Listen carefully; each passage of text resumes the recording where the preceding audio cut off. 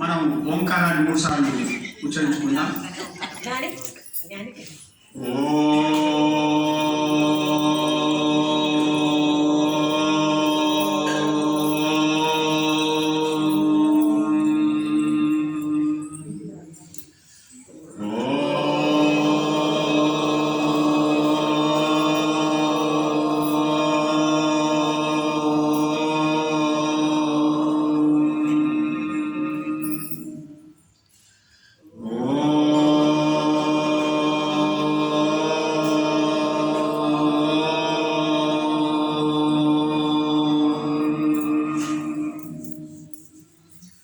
गुरु ब्रह्मा गुरु विष्णु गुरुदेवो महेश्वरः गुरु साक्षात् परब्रह्म तस्मै श्री गुरवे नमः.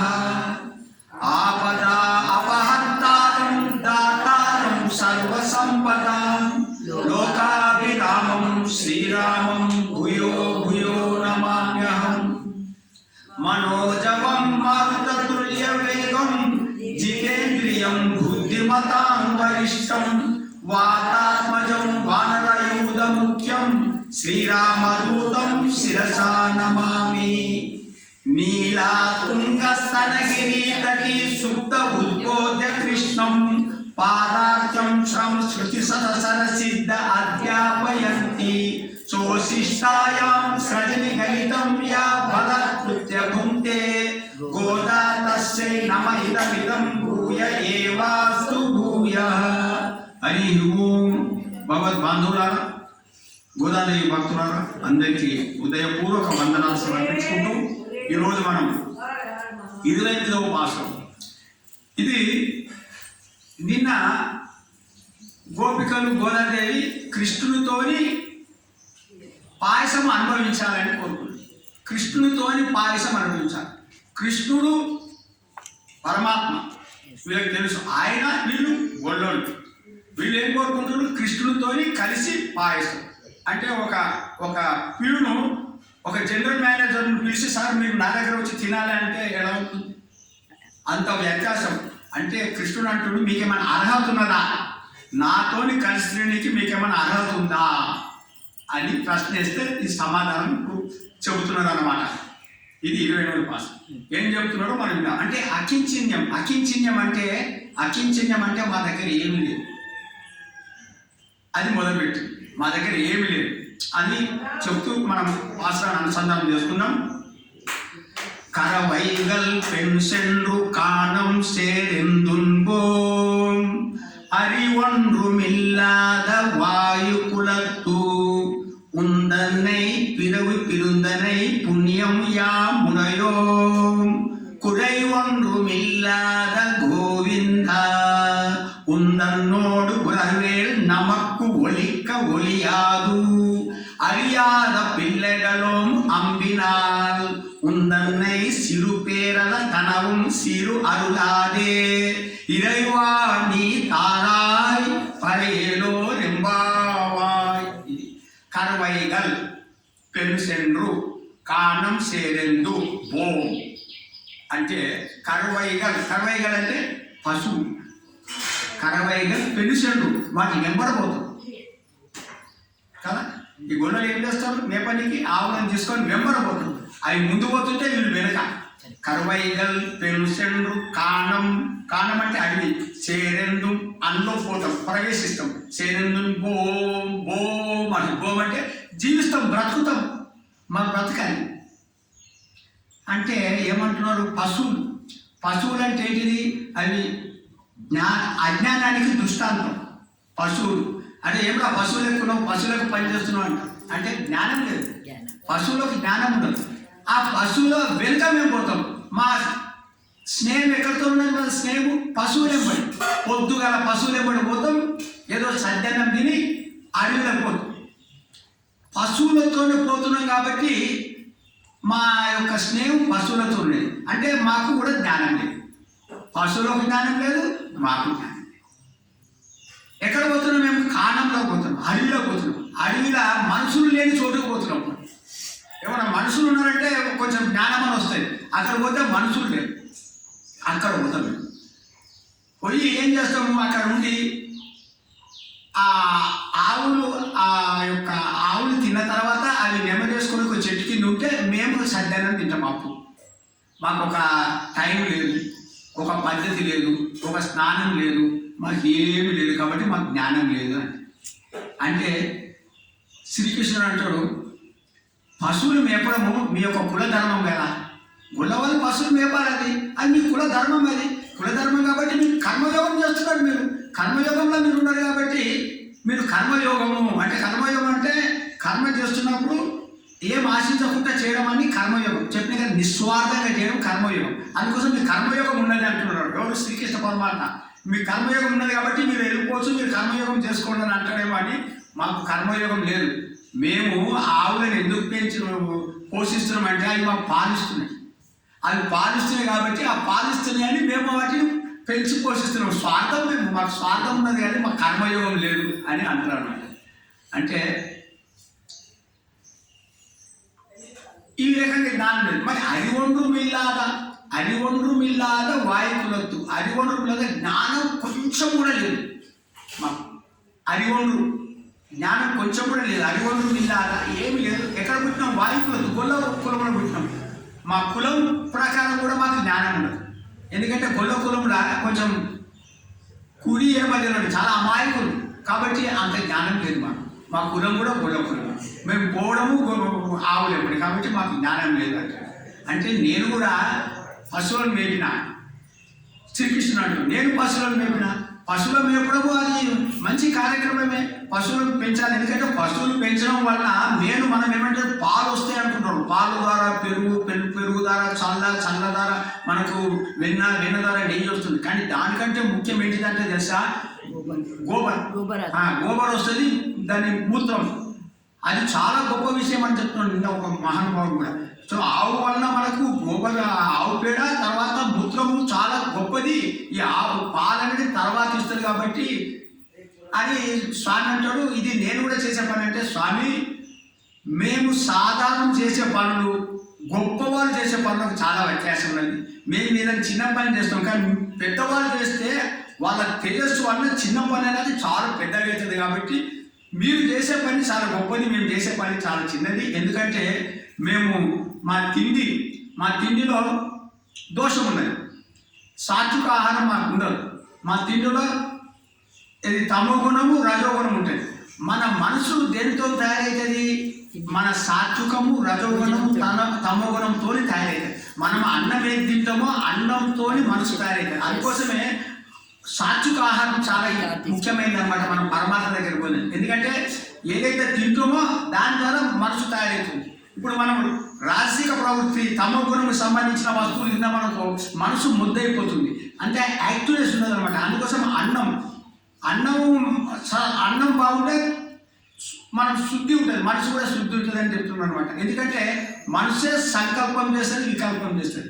మనసే మనల్ని పరమాత్మ దగ్గర తీసుకుపోతుంది, మనసే మనల్ని పక్కకు తోరిస్తుంది. అందుకోసమే మనసు బంధంలో చేయడానికి మనసే కారణము, మోక్షమేటి కూడా మనసే కారణం. కాబట్టి ఆహారం మంచిగా ఉండాలి. అందుకోసం ఆహారం మంచిగా లేదు కాబట్టి మేము జ్ఞానవిహీనము అంటున్నాం అనమాట. ఎవరు? గోపికలు. మీరు అంత జ్ఞానం లేనప్పుడు మరి ఎందుకమ్మా న్యాయమని వస్తున్నారు, మీరు వెళ్ళిపోండి అంటాడు శ్రీకృష్ణ అని అంటాడని. ఏమంటున్నాడు? కురెవొండ్రుమిల్లాద గోవింద. మాకు జ్ఞానం లేదు కానీ నీకు కొరత లేదు. మాకేమో జ్ఞానం లేదు, నీకు కొరత లేనే లేదు. వాడి గురించి ఓ గోవింద. కొరత లేదంటే ఏంటిది? ఆయన కొరత అనేదే లేదు, అంటే తక్కువ అనేదే లేదు. స్వామికి తక్కువ అనేదే లేదు. అంటే అర్థమైందా? అంటే ఆయనకి జ్ఞానము అమితం, ఆయన ఐశ్వర్యము అమితం, ఆయనకి ఏది తక్కువ లేనే లేదు. అలాంటి వాడు కాబట్టి మాకేమో జ్ఞానం లేదు, నీకేమో మొత్తం జ్ఞానం ఉన్నది. కాబట్టి ఆ జ్ఞానం మాకు ఇష్టం. నీ దగ్గర ఉన్న జ్ఞానం మాకు దొరుకుతుంది కాబట్టి అని చెప్తారన్నమాట. అందుకోసం కురెవొండ్రుమిల్లాద గోవింద. గోవింద నువ్వేమో కొరత లేనివాడు, మేమేమో కొరత ఉన్నవాడు. నువ్వేమో మెట్ట, నువ్వు పైకున్నావు, మేము కిందుకున్నాం. కాబట్టి నువ్వు మెట్ట, మేము కింద కాబట్టి సరిపోతుంది. నీ నుంచి మాకే అందుతుంది. ఎందుకంటే మీ దగ్గరకెళ్ళి నీళ్లు కిందికి వస్తాయి కదా. అందుకోసం జ్ఞానం నీ దగ్గర ఉంది కాబట్టి మా దగ్గర జ్ఞానం లేదు. కాబట్టి నీ జ్ఞానం మా దగ్గరకు వస్తుంది కాబట్టి మేము కూడా జ్ఞానవంతులం అవుతాం. కాబట్టి నువ్వు జ్ఞానవంతుడు అని అంటే. అంతేకాకుండా ఉందన్నోడు ఉరవేలు నమక్కు ఒలిక్క ఒలియాలు.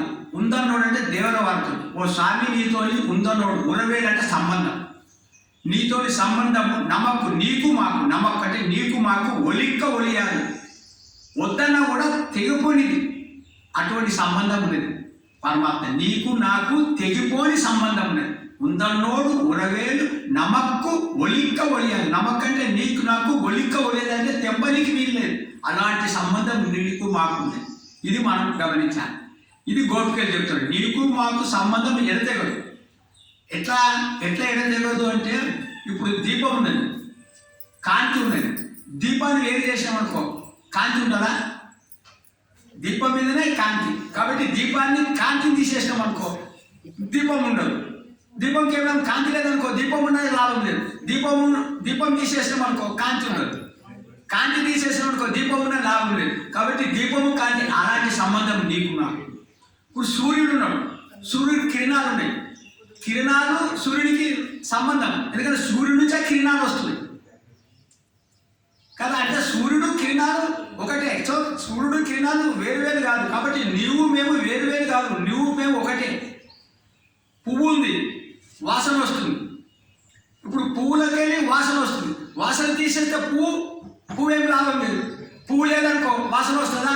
రాదు. సో పువ్వు వాసన సంబంధం. పువ్వు లేకపోతే వాసన ఉండదు, వాసన లేకపోతే పువ్వు ఉన్న లాభం లేదు, వాసన లేకుండా పువ్వు ఉన్న లాభం లేదు. అంటే పువ్వుకు వాసనకి ఏ విధంగా సంబంధం ఉన్నదో, సూర్యుడి కిరణానికి ఏ విధంగా సంబంధం ఉన్నదో, దీపానికి వెలుతురుకి ఏ విధంగా సంబంధం ఉన్నదో నీకు మాకు అలా సంబంధం ఉన్నది. ఇది విడదీసింది కాదు. నువ్వేమో ఆత్మ, మేమేమో శరీరం. నీకు మాకు నీ ఆత్మకు మా ఆత్మ శరీరం లాంటిది. కాబట్టి ఆత్మ శరీరం కూడా విడదీనికి వీలేదు. అలాంటి సంబంధం ఉన్నది. ఇంకా ఇట్లా సంబంధం ఉన్నదంటే ఓంకారం ఉన్నది. ఓంకారంలో అకారము ఉకారము మకారం ఉన్నది. అకారం లేదనుకో ఓంకారం లేదు. ఓంకారం అంటే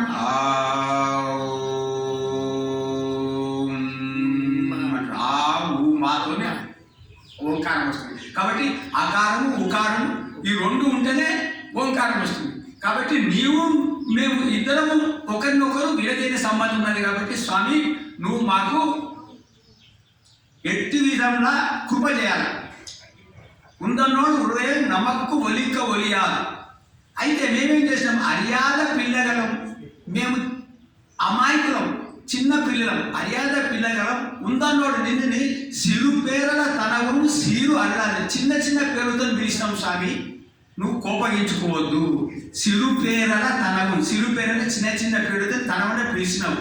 సీరు అల్లాలి, నువ్వు కోపగించుకోవద్దు. ఎందుకు? గోవింద అనే నామం వచ్చింది. ఎప్పుడైతే గోవింద నామము అదేమో పెద్దదైపోయిందంట. ఎందుకు పెద్దదైంది గోవింద నామము?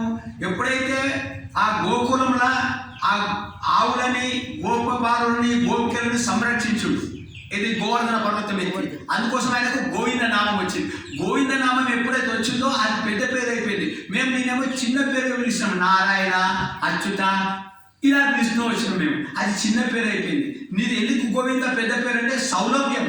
గోవింద నామం అంటే చాలు, ఆయన తొందరగా పలుకుతాడు. ఇప్పుడు మనకు దానికి నిదర్శనం ఏంటి? ఇది తిరుపతికి వెళ్తున్నాం.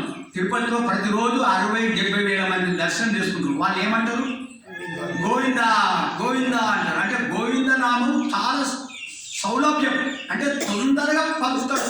ఆ నామమే మనకుంటా నీకు గోవింద నామం వచ్చిన తర్వాత మేమేం చేసినామంటే చిన్న చిన్న పేరుతో పిలిచినాం. నారాయణ, కేశవ, మాధవ అంటూ పిలిచినాం. అది నీకు కోపం వచ్చిందేమో, కోపం అంటే. ఎందుకంటే గోవింద నామం, ఎందుకంటే గోవింద నామం అంటే నువ్వు రక్షకుడు, మేము రక్షించబడవాలి. ఈ విధంగా మన ఇద్దరికి సంబంధం ఉండదు అని చెప్తూ, అంటే పరమాత్మకు మనకు ఏ విధంగా సంబంధం ఉండదు. అలాంటి వాళ్ళం మేము జీవులం, నీ మీద ఆధారపడదు. నువ్వు వద్దన్నావు అనుకో, నువ్వు వద్దంటే మా ప్రాణాలు పోతుంది. అంటే పరమాత్మకు మనకు అంత సంబంధం. ఆయనను తప్పించి వేరే విధంగా ఈ గోపికలు మన గోదాదేవి పోరన్నమాట. అంటే ఆయననే కావాలి, అంటే ఆయనకు శరణాగతి చేస్తున్నాడు. వేరేళ్ళని ఆయన ఎవరు ఇతరులు వద్దంటున్నాడు. అంటే వేరేళ్ళ దగ్గరికి మేము పోము, నీ దగ్గరికి వచ్చినాం. ఎందుకు? నువ్వు మా కులంలో పుట్టినావు, గొల్ల కులం పుట్టినావు. ఉందన్నై పిరుందనై పుణ్యం యా ముడయం. అంటే ఉందన్నై పిరుందనై నీవు మా కులంలో అవతరించినావు. ఎలాంటి వాడివి నువ్వు? సనాతన ధర్మ స్వరూపుడు. నిన్నే మేము ఆశ్రయించాలి. మేము అందరం అంటే అందరూ జీవులందరూ పరమాత్మనే ఆశ్రయించాలి. ఆయననే సనాతన ధర్మ స్వరూపుడు. అంటే ఎప్పటి నుంచో ఉన్నది మన ధర్మము సనాతన ధర్మము. ఎందుకు సనాతన ధర్మము? ఇప్పుడు అదే నీకు వేరే ఇతర మతస్థుల ధర్మాలు మొండ వచ్చినాయి. మనది సనాతన ధర్మం. అందుకోసమే మన ధర్మం చాలా గొప్పది. కొన్ని ఇప్పుడు మనకు తెలుస్తున్నాయి కదా, కొన్ని మసీదులలో మన దేవాలయాలు దొరుకుతున్నాయి. అంటే ఎప్పటి నుంచో ఉన్నది మన ధర్మం. అలాంటి ఆ ధర్మానికి నువ్వు సనాతన స్వరూపుడు. నువ్వు అలాంటి మహానుభావుడు. నువ్వు మమ్మల్ని ఉద్ధరించడానికి మా కులంలో వచ్చి కూర్చున్నావు. అది మా పుణ్యం ఉన్నది స్వామి. కాబట్టి మేము చాలా అదృష్టవంతులు. ఎందుకంటే నువ్వు మా కులంలో వచ్చి కూర్చున్నావు మమ్మల్ని ఉద్ధరించడానికి. అలాంటి మహానుభావుడు కాబట్టి ఓ స్వామి కృప చేయి. ఇరైవా ఓ స్వామి, తారాయి అంటే కృప చేయాలి. మేము నీకు శరణగతి చేసినాము కాబట్టి నువ్వు కృప చేసి పరై. మా యొక్క పరై అంటే పురుషార్థం. పురుషార్థం అంటే మోక్షం. ధర్మ అర్థ మోక్ష, ధర్మ అర్థ కామ మోక్షం. ఈ పురుషార్థం అంటే మోక్షం ఇవ్వాలమ్మా. పరై అంటే మోక్షం ఇవ్వాలి. అది ఎట్లా వస్తుంది మాకు? కృప. తారాయి ఏమంటుంది ఇట్లా?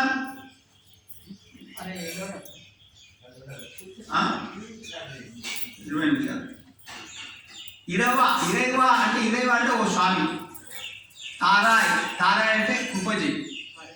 ఇరవా నీ తారాయ్ పరేలో రెంబాలి. పరే ఆ పరే అంటే మోక్షం, పురుషార్థం మాకు ఇస్తే. ఎందుకంటే నీవు తప్ప మేము ఎవరి దగ్గరికి పోము. నువ్వే మాకు. ఎందుకంటే నువ్వే మా కులంలో వచ్చినావు కాబట్టి నిన్నే మేము స్మరిస్తున్నాము. నీకే శరణగతి చేస్తున్నాం కాబట్టి స్వామి నువ్వే మమ్మల్ని కాపాడాలి అని ఈ యొక్క గోదాదేవి గోపికలు చెప్పుకున్నాను. హరే నమః, హరే నమః.